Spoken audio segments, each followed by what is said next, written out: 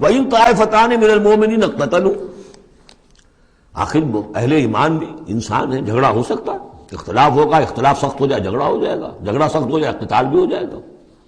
آخر حضرت علی اور حضرت عائشہ کے مابین جنگ ہوئی کہ نہیں؟ حضرت علی اور امیر معاویہ کے درمیان جنگ ہوئی کہ نہیں؟ یہ کون ہے؟ کس کو اب کہہ دیں گے کافر؟ معاذ اللہ ثم معاذ اللہ۔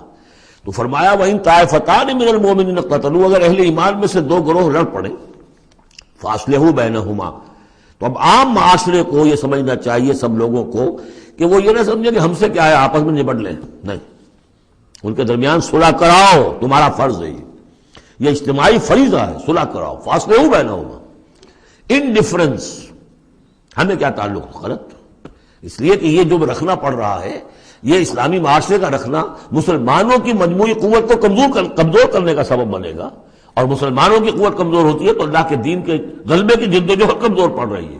لہذا فرض سمجھو اصلحوا بینہما، ان کے درمیان صلح کراؤ۔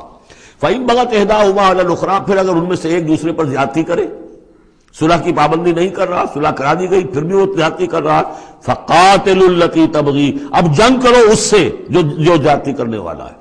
اب یہ دو فریقوں کے درمیان نہیں رہا معاملہ، اب ایک فریق گویا کہ پوری مسلم جماعت کو، پورے مسلم معاشرے کو، پوری ملت اسلامی کو جو کہ وہ للکار رہا، چیلنج کر رہا ہے، تو اب ان سے جنگ کرو، حتی تفیء الی امر اللہ، یہاں تک کہ وہ لوٹ آئے اللہ کے حکم کی طرف، صلح کی جو بھی شرائط تھی ان کو دوبارہ قبول کر لے۔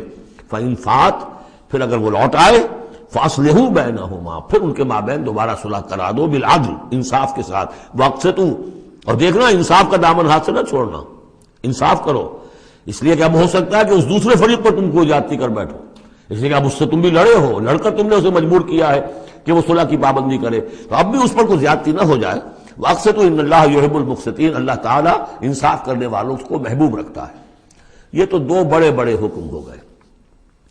اب ایک آیت میں 3 حکم اور دوسری میں پھر 3 حکم، یہ چھوٹے چھوٹے انفرادی سطح کے اوپر یا برادریوں کی سطح کے اوپر یا جماعتوں کے اندر جس طرح کے بڑے بڑے چیزیں پیدا ہو جاتی ہیں، بعض چیزیں معمولی نظر آتی ہیں لیکن اس سے دلوں کے اندر زخم پڑ جاتے ہیں۔